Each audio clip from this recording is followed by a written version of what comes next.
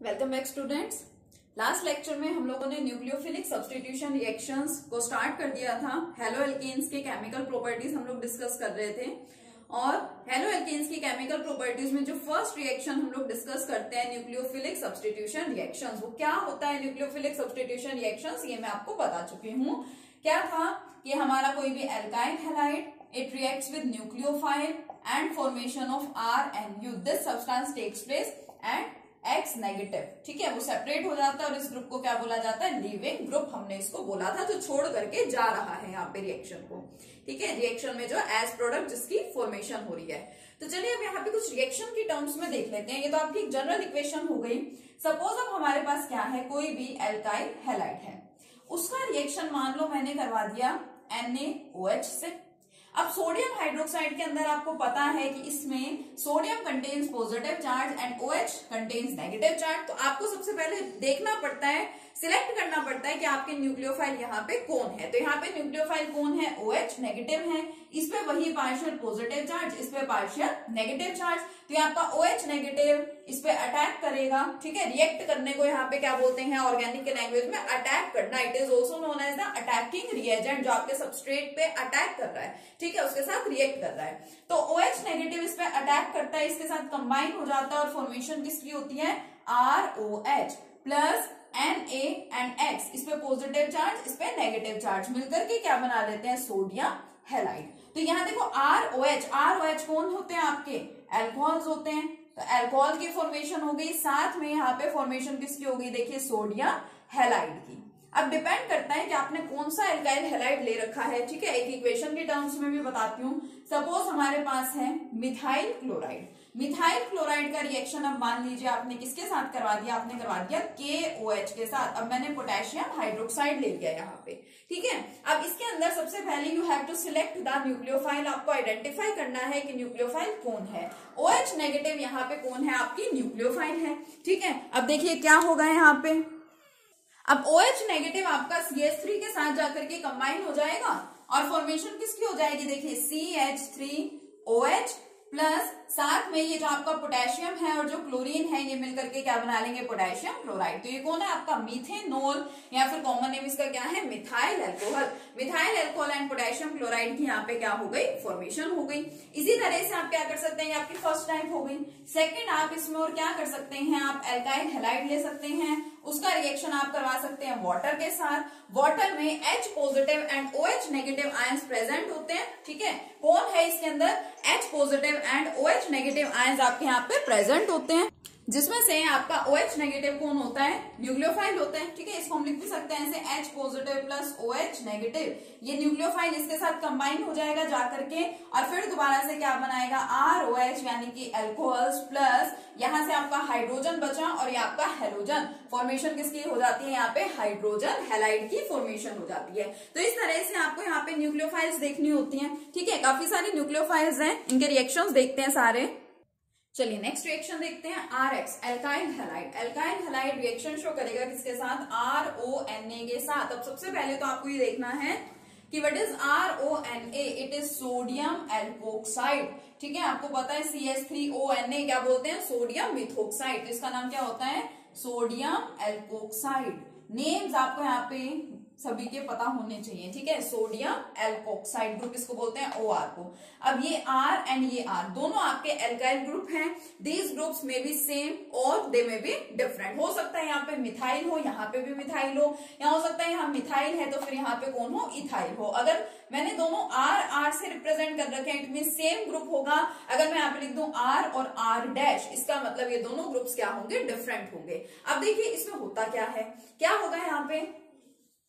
आपका जो Na है, ठीक है, अब सबसे पहले तो यहाँ पे कंफ्यूजन अराइज होती है कि कौन यहाँ पे न्यूक्लियोफाइल होगा, किस पे यहाँ पे नेगेटिव चार्ज होगा, किस पे यहाँ पे पॉजिटिव चार्ज होगा। मान लो हमें इसके बारे में कुछ नहीं पता, तो सभी को सोडियम के बारे में तो पता होता है ना कि जो सोडियम है इट कंटेन्स पॉजिटिव चार्ज। अब सिंपल सी बात है, अगर एक कंपाउंड में यहाँ पे एक पर्टिकुलर एलिमेंट पे आपको पता चल गया कि यहाँ पे पॉजिटिव चार्ज है, तो बाकी जो बच गया है उसके ऊपर कैसा चार्ज होगा? Negative charge. यहाँ पे पार्शियल पॉजिटिव और यहाँ पे पार्शियल नेगेटिव। तो आपका जो सोडियम है वो क्या करेगा, सोडियम पॉजिटिव चार्ज है, इसके ऊपर नेगेटिव चार्ज है, तो सोडियम तो X के साथ यानी हेलोजन के साथ कंबाइन होके क्या बना लेगा, सोडियम हैलाइड एंड R और ये OR डैश दोनों एक साथ कंबाइन हो जाएंगे और देखिए क्या बनाएंगे ROR डैश। सेम होंगे अगर एल्काइल ग्रुप तो क्या बना लेंगे ROR।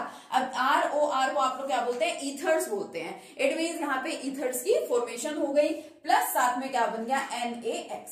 अब ये जो आपका रिएक्शन है it is a name reaction. This reaction is known as the Williamson's, this reaction is known as the Williamson's synthesis of ethers. Ethers के जब मेथड्स ऑफ प्रिपरेशन हम लोग स्टडी करते हैं तो ईथर्स के मेथड ऑफ प्रिपरेशन में एक मेथड होता है फ्रॉम एल्काइल हैलाइड। हम लोग क्या करें, हम लोग एल्काइल हैलाइड्स का रिएक्शन किसके साथ करा दें, सोडियम एल्कोक्साइड के साथ करा दें। फॉर्मेशन किसकी हो जाती है, ईथर्स की फॉर्मेशन हो जाती है and this is a name reaction which is known as the Williamson's synthesis. ठीक है, इसमें क्या होता है, देखो नेक्स्ट रिएक्शन में RX प्लस RCOOH, इसमें आप R और आपका जो हैलोजन है इसको कुछ भी लेट करके आप सिंपल इक्वेशन लिख सकते हैं। ठीक है, मैं यहाँ पे जनरल इक्वेशंस बता रही हूँ सभी की। अब यहाँ देखो क्या हुआ, सिल्वर पे सबको पता है कि पॉजिटिव चार्ज होता है, तो सिल्वर और ये हैलोजन तो आपस में हो जाएंगे combine for the formation of silver halide. बाकी जो बच गया वो सब एक दूसरे के साथ कंबाइन हो जाएंगे। यहाँ पे भी सेम केस है, R में भी सेम और इट में भी डिफरेंट। दोनों मैंने R से शो कर रखे हैं यानी सेम होंगे। अगर मैं कहीं पे R डैश दिखा दूं या किसी और तरीके से R डबल डैश दिखा दूं मान लीजिए, तो फिर वो क्या होंगे, आपके एल्काइल ग्रुप्स वहां डिफरेंट हो जाएंगे। ठीक है, तो फॉर्मेशन किसकी होगी, देखो RCOOR, RCOOR। यहाँ मैंने यहाँ पे बॉन्डिंग दिखाई है, इधर मैंने इसको डायरेक्ट लिख दिया। अब ये आपने पढ़ रखे हैं ROR या ROR डैश, तो आपके क्या होते हैं, ईथर्स होते हैं और ये क्या होते हैं आपके, दीज आर योर ईस्टर्स। तो ईस्टर्स की फॉर्मेशन यहाँ पे हो जाती है, प्लस साथ में कौन बनेगा, सिल्वर हैलाइड। RCOOR यानी कि एस्टर की फॉर्मेशन हो गई, प्लस साथ में फॉर्मेशन किसकी हो गई, सिल्वर हैलाइड की। अब नेक्स्ट देखो यहाँ पे ये पर्टिकुलरली ये दो रिएक्शन, ठीक है, और ये दो रिएक्शन आपको बहुत अच्छे से ध्यान रखने हैं। मैंने स्टार लगा दिया इनके ऊपर, काफी इंपॉर्टेंट रिएक्शंस है और इसके ऊपर क्वेश्चन पेपर में जरूर पूछा जाता है, चाहे तो कोई थ्योरेटिकल क्वेश्चन हो इससे रिलेटेड या फिर केमिकल इक्वेशन के टर्म में। लेकिन ये चारों रिएक्शंस आपके मोस्ट इंपॉर्टेंट रिएक्शंस है। देखिए अब न्यूक्लियोफाइल्स जो हैं, न्यूक्लियोफाइल अभी तक जो मैं आपको बता रही थी सिंगल नेगेटिव चार्ज सब पे प्रेजेंट होता था। ठीक है, जैसे मान लो Cl नेगेटिव है, अब इसमें सिंगल नेगेटिव चार्ज तो प्रेजेंट है, बट आपका जो क्लोरीन है, जो क्लोरीन एटम है, जो जिसका मैंने यहाँ पे क्लोराइड आयन दिखा रखा है, आपका एटम तो वही एक पर्टिकुलर एटम है। पर्टिकुलर एटम का मतलब जैसे मान लो Cn है आपका, Cn को आप ऐसे भी लिखते हैं Cl नेगेटिव और it can also be written as Nc negative. ठीक है, मैंने आप लोगों को मैंने स्कूल में कोऑर्डिनेशन केमिस्ट्री पढ़ा रखी है, तो आपको पता है कि जो आपका साइनाइड ग्रुप है, साइनाइड ग्रुप क्या होता है, एक एम्बिडेंट न्यूक्लियोफाइल है, एक एम्बिडेंट लिगेंड होता है। हम लोगों ने कोऑर्डिनेशन केमिस्ट्री में लिगेंड्स को पढ़ा था और वहां मैंने आपको लिगेंड में बताया था कि it is an ambient ligand. Ambient ligand क्या होते हैं, जिसके पास दो अटैचिंग साइड्स होती है। मतलब अगर आपके पास कहीं पे साइनाइड ग्रुप आ गया तो ये क्या कर सकता है, ये अपने कार्बन का यूज भी कर सकता है फॉर मेकिंग बॉन्ड, या फिर ये अपने नाइट्रोजन का यूज भी कर सकता है फॉर मेकिंग बॉन्ड। अगर आपने कहीं पे लिख रखा है Cn, ठीक है, मान लो आपने कहीं पे लिख दिया सपोज RCN, इसका मतलब R के साथ साइनाइड ग्रुप में से जिस एटम ने बॉन्ड बना रखा है वो एटम कौन सा है, कार्बन है। अगर मैंने इसको लिख दिया RNC, इट मींस R के साथ जिसने बॉन्ड बना रखा है वो कौन है, यहाँ पे नाइट्रोजन है। इसी हिसाब से हमने प्रोडक्ट्स के नेम्स भी दिए थे। Cn को हम लोग क्या बोलते हैं, ठीक है, जहां पे कार्बन जो है वो अटैचिंग साइट होती है उसको बोला जाता है साइनाइड्स, ठीक है, या इनको हम लोग नाइट्राइल्स भी बोलते हैं। और NC वालों को हमने क्या बोला था, आइसोसाइनाइड्स, क्या बोलते हैं इनको, आइसोसाइनाइड्स और आइसोनाइट्राइल्स भी इनको बोलते हैं। ठीक है, नाइट्राइट नहीं है, याद रखना ये नाइट्राइल है। तो आइसो वर्ड लग जाता है, आइसो का मतलब कि चेंज हो गया, पहले जो लिख रखा था वो लास्ट में चला गया, लास्ट वाला कहाँ आ गया, पहले आ गया। ठीक है, तो ये थे। अब यहाँ पे देखो CN है, यहाँ भी KCN पोटेशियम साइनाइड, यहाँ पे कौन है AgCN यानी कि सिल्वर साइनाइड। तो पहले तो आप ये ध्यान रखेंगे अच्छे से कि जो हमारा साइनाइड है इस न्यूक्लियोफाइल को हम लोग क्या बोलते हैं, एम्बिडेंट न्यूक्लियोफाइल बोलते हैं। Why? Because it has two attaching sides, it can attach through carbon atom as well as it can attach through your nitrogen atom. ठीक है, अब देखो डिफरेंस यहाँ पे क्या है। अगर हम लेते हैं यहाँ पे पोटेशियम साइनाइड, ठीक है, मैंने ले रखा है यहाँ पे कौन, पोटेशियम साइनाइड, तब तो यहाँ पे फॉर्मेशन किसकी होगी, देखो पोटेशियम पे तो पॉजिटिव चार्ज है, साइनाइड के ऊपर नेगेटिव चार्ज है, तो साइनाइड आपका यहाँ पे अटैच होगा आकर के, तो फॉर्मेशन होती है RCN प्लस KX, यानी कि साइनाइड्स की यहाँ पे क्या हो जाती है, फॉर्मेशन हो जाती है। But in the case of silver cyanide, अगर हमने पोटेशियम साइनाइड ले रखा है तो साइनाइड्स ही बनेंगे, but in case of silver cyanide the formation of RNC यानी कि आइसोसाइनाइड, आइसोसाइनाइड की यहाँ पे फॉर्मेशन होती है। अपोजिट केस हो गया, थे तो दोनों एक जैसे ही दिख रहे हैं ना आपको, KCN and AgCN, but KCN के केस में बनते हैं साइनाइड्स एंड AgCN के केस में कौन बनते हैं, आइसोसाइनाइड्स। अब ये क्वेश्चन पूछे जाने के आपके पास दो तरीके।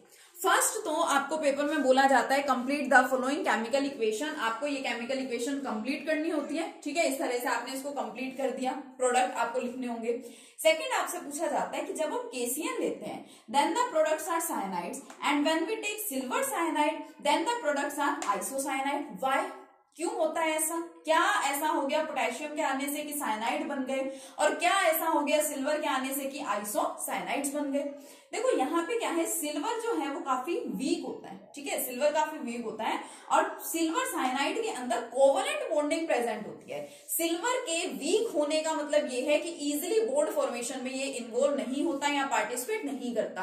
आप लोगों ने पढ़ रखा है कि जो आपके गोल्ड, सिल्वर, प्लेटिनम, ये सब जो मेटल्स हैं these are known as the noble metals. Noble हम लोग किसको बोलते हैं, जो बहुत इजिली रिएक्शन शो ना करें उनको हम लोग नोबल बोलते हैं। तो ये हमारा नोबल मेटल है। सिल्वर आसानी से तो किसी के साथ रिएक्शन शो करता नहीं है, लेकिन इसने यहाँ पे जो बॉन्ड बना रखा है वो किसके थ्रू बना रखा है, मतलब कि कौन सा बॉन्ड यहाँ पे प्रेजेंट है, here covalent bond is produced. AgCN silver cyanide के अंदर कोवेलेंट बॉन्ड प्रेजेंट होता है। कोवेलेंट बॉन्ड यानी कि इसने अपने कोई इलेक्ट्रॉन ले रखे होंगे। सिल्वर पे पता है कि पॉजिटिव चार्ज प्रेजेंट होता है, बट इस कंपाउंड के अंदर जो बॉन्डिंग है दैट इज कोवेलेंट बॉन्डिंग। तो सिल्वर का जो इलेक्ट्रॉन है, ठीक है, इसने क्या कर रखा है, इसने कार्बन के इलेक्ट्रॉन्स को क्या कर रखा है, एंगेज कर रखा है। कार्बन के इलेक्ट्रॉन्स को इसने बिजी कर रखा है कि कार्बन के इलेक्ट्रॉन्स जो हैं वो फ्री नहीं है कि वो क्या कर पाए, कि वो आपके अल्काइल ग्रुप के साथ बॉन्ड बना पाए। The electrons of carbon atom are not available here to make any bond with your this R group, your alkyl group। अब कार्बन यहाँ पे अवेलेबल नहीं है तो आपका दूसरा कौन बचा है, यहाँ पे नाइट्रोजन, यानी कि यहाँ पे बॉन्डिंग किसके थ्रू होती है, नाइट्रोजन के थ्रू होती है। That's why here isocyanides are produced. ठीक है, बॉन्डिंग का काम है सारा का सारा पोटेशियम साइनाइड में। ठीक है, पोटेशियम साइनाइड के अंदर कार्बन अवेलेबल है फॉर बॉन्डिंग, लेकिन सिल्वर साइनाइड कंपाउंड के अंदर कोवेलेंट बॉन्ड एग्जिस्ट करता है, इसलिए कार्बन यहाँ पे फ्री नहीं है, अवेलेबल नहीं है। ठीक है, बॉन्ड बनाने के लिए आपके अल्काइल ग्रुप के साथ, इसलिए यहाँ पे आइसोसाइनाइड्स की फॉर्मेशन होती है। सेम यहाँ पे आपका NO2, ठीक है, NO2 भी हम लोगों ने कोऑर्डिनेशन केमिस्ट्री में पढ़ रखा है कि NO2 हमारा एम्बिडेंट ग्रुप ही होता है, एम्बिडेंट लिगेंड है, या हम लोग उसको क्या बोल देते हैं कि एम्बिडेंट न्यूक्लियोफाइल है। अब NO2 इसकी भी तो दो अटैचिंग साइड्स होती हैं, या तो बोल दो NO2 इट मींस नाइट्रोजन के थ्रू बॉन्ड बना हुआ है, या इसी को क्या बोल सकते हैं ONO। ठीक है, इसको हमने क्या बोला था, नाइट्रो बोला था, इसको हम लोग क्या बोलते हैं, इसको बोलते हैं नाइट्राइट। ठीक है, ये डिफरेंस है दोनों में, देख लो, वो आपके नाइट्राइल्स थे और ये आपके कौन है, नाइट्राइट हैं। तो जब KNO2, ठीक है, पोटेशियम नाइट्रेट आपके पास होता है, तब तो फॉर्मेशन होती है RONO की, प्लस KX आपका है साइड प्रोडक्ट, और सिल्वर नाइट्रेट के केस में फॉर्मेशन होती है RNO2 की, और सिल्वर हैलाइड है आपका प्रोडक्ट। मतलब ध्यान रखेंगे, सिल्वर के केस में अगर आपके पास सिल्वर वाला कोई भी प्रेजेंट है, चाहे सिल्वर साइनाइड है, चाहे यहाँ पे कौन है, सिल्वर नाइट्रेट है, बॉन्डिंग जो होगी R के साथ, ठीक है, R को जो इलेक्ट्रॉन प्रोवाइड कर रहा है, जो अटैच होगा इसके साथ, जो यहाँ पे अटैक कर रहा है, वो कौन होता है, नाइट्रोजन एटम। दोनों केसेस में, यहाँ देखो नाइट्रोजन है, यहाँ भी नाइट्रोजन। तो ये हो गए साइनाइड्स, ये आइसोसाइनाइड्स, ये है आपके एल्काइल नाइट्राइड्स, और ये क्या है आपके नाइट्रो एल्कीन है। तो इन रिएक्शंस को आपको थोड़ा अच्छे से ध्यान रखना है। अब ये तो मैंने आपको सारे चार्जेस वाले दिखाए, अब मैं आपको एक लोन पेयर ऑफ इलेक्ट्रॉन वाली न्यूक्लियोफाइल के साथ भी रिएक्शन दिखा रही हूँ, यहाँ पे अच्छे से समझना। Okay, now let us consider कि हमारे पास क्या है, हमारे पास अमोनिया है। अमोनिया के ऊपर कोई चार्ज तो प्रेजेंट नहीं होता, but ammonia contains lone pair of electrons. अब इलेक्ट्रॉन अगर वो डोनेट कर सकता है किसी को, ठीक है, यानी कि वो न्यूक्लियोफाइल की तरह से ही एक्ट करेगा। तो जो आपके एल्काइल हैलाइड्स हैं, these alkyl halides also react with ammonia for the formation of products। लेकिन इस रिएक्शन को और बहुत इजीली समझने के लिए हम इसको और किस तरह से लिख सकते हैं, देखो RX आपका एल्काइल हैलाइड प्लस, यहाँ पे क्या करेंगे, इसको थोड़ा सा ब्रेक करके लिख दो। ब्रेक करके लिखने का मतलब एक हाइड्रोजन दिखा दो अलग और NH2 दिखा दो एक साथ। इसको ऐसे लिखने में तो कोई दिक्कत नहीं है। अमोनिया को हम लोग ऐसे दिखा सकते हैं कि हाइड्रोजन हमने अलग दिखा दिया और ये दिखा दिया NH2, क्योंकि देखो ये आपका X जो है ये आपका हैलाइड है जिसमें नेगेटिव चार्ज है, इसको रिएक्ट करने के लिए कोई पॉजिटिव चार्ज भी चाहिए। अब पॉजिटिव चार्ज इसमें कहाँ पे है, हाइड्रोजन के पास है, तो एक हाइड्रोजन को अलग दिखा दो, तो इसमें है पॉजिटिव चार्ज, और NH2 जो आपका अमीनो ग्रुप है it contains your negative charge. देखिए क्या बनेगा, ये यहाँ पे अटैक करेगा RNH2 प्लस HX की क्या हो जाती है फॉर्मेशन, RNH2 प्लस HX, ठीक है, यहाँ पे लिख सकते हैं RNH2 प्लस HX, ठीक है, ये हो गया। अब ये रिएक्शन, जैसे मैंने आपको क्लोरीनेशन वाला रिएक्शन बताया था, जैसे मैंने उसमें कहा था कि वो रिएक्शन, उसकी बेसिकली देखा जाए तो एक लिमिटेशन है कि वो रिएक्शन एक प्रोडक्ट बनने के साथ ही रुकता नहीं है, वो कंटिन्यूटी में चलता रहता है। कब तक चलता रहा था, जब तक कि मीथेन से कार्बन टेट्राक्लोराइड नहीं बन गए थे। इसी तरह से ये वाला रिएक्शन भी आपका रुकता नहीं है, फर्दर रिएक्शन होता है। फर्दर रिएक्शन में क्या होता है, आपके एल्काइल हैलाइड्स अब किसके साथ रिएक्ट करते हैं, पहले तो अमोनिया के साथ रिएक्शन हुआ, अब हमारे पास कौन अवेलेबल है, हमारे पास अवेलेबल है RNH2, इसके साथ आपके एल्काइल हैलाइड क्या करते हैं, रिएक्ट करते हैं, ठीक है। अब इसको बॉन्ड बनाने के लिए फिर दोबारा कोई पॉजिटिव चार्ज चाहिए, तो यहाँ पे पॉजिटिव कौन है, हाइड्रोजन है, यानी इसी तरह से एक हाइड्रोजन को यहाँ से हटा करके कहाँ लिख देते हैं, यहाँ लिख देते हैं, ठीक है। तो देखो क्या बना, ये आपका बना लेगा HX, ठीक है, ये दोनों कंबाइन हो जाएंगे, HX बन जाएंगे, एंड दो एल्काइल ग्रुप और दो एल्काइल ग्रुप और ये NH कंबाइन हो जाएंगे और क्या बना लेंगे R2NH प्लस HX, ठीक है। नेक्स्ट, अभी भी रिएक्शन रुकता नहीं है, फिर दोबारा जो आपके RX हैं ये कंबाइन होगा किसके साथ, इसके साथ R2NH। अब ये हाइड्रोजन और ये हैलोजन कंबाइन होके बना लेते हैं हाइड्रोजन हैलाइड, और बाकी जो बच गए वो सब हो गए कंबाइन, एंड ये आपका कंप्लीट रिएक्शन हो गया। This reaction is known as the ammonolysis, ammonolysis of alkyl halide. Alkyl halides की हम लोग क्या करा रहे हैं, अमोनोलाइसिस करा रहे हैं। अमोनोलाइसिस का मतलब क्या होता है, ammonolysis, ammonolysis means reaction with ammonia. Ammonia के साथ जो रिएक्शन होता है उस प्रोसेस को क्या बोल दिया जाता है, अमोनोलाइसिस, ठीक है। रिएक्शन यहाँ पे स्टॉप नहीं होता, एक ही स्टेप में फर्दर चलता रहता है। यहाँ पे देखिए अमीन्स की फॉर्मेशन हो गई, एक एल्काइल ग्रुप है उसको आप क्या बोलते हैं, primary amines, secondary amines and tertiary amines, जिसको अमाइंस भी बोला जाता है, अमीन्स या अमाइंस कुछ भी बोल देते हैं, ठीक है। तो primary, secondary and tertiary amines की यहाँ पे फॉर्मेशन हो जाती है। This reaction is known as the ammonolysis reaction. तो ये हम लोगों ने बात की यहाँ पे न्यूक्लियोफिलिक सब्स्टिट्यूशन रिएक्शंस की। नेक्स्ट लेक्चर में हम लोग डिस्कस करेंगे about the types of nucleophilic substitution reactions. Our nucleophilic substitution reactions are of two types. जो हमारे न्यूक्लियोफिलिक सब्स्टिट्यूशन रिएक्शंस होते हैं ये दो टाइप के होते हैं। कौन कौन से, these are of two types. एक होते हैं हमारे SN1, एक होते हैं SN2। S means substitution, N means nucleophilic, 1 का मतलब होता है यूनिमोलिक्यूलर। 1 एंड 2 क्या रिप्रेजेंट करते हैं, जो हमने 4th यूनिट केमिकल काइनेटिक्स में ऑर्डर एंड मोलिकुलैरिटी पढ़ा था। मोलिकुलैरिटी का मतलब क्या था, नंबर ऑफ रिएक्टिंग स्पीसीज, कि आपके एक पर्टिकुलर रिएक्शन में कितनी रिएक्टिंग स्पीसीज वहां प्रेजेंट है, उसको हम क्या बोलते हैं, molecularity. So here 1 and 2 represents the molecularity किसको रिप्रेजेंट करते हैं, ये उसी मोलिकुलैरिटी को रिप्रेजेंट करते हैं। So substitution nucleophilic unimolecular, substitution nucleophilic bimolecular, और इसको अरेंज करके सही से प्रॉपर वे में क्या बोल देते हैं, unimolecular nucleophilic substitution reactions and bimolecular nucleophilic substitution reactions. Most important है, इससे ऊपर भी एक क्वेश्चन हमेशा आपसे एग्जाम्स में पूछा जाता है। It is most important topic of this unit. ठीक है, तो नेक्स्ट लेक्चर में हम लोग डिस्कस करेंगे about the types of the nucleophilic substitution reactions. Okay, thank you.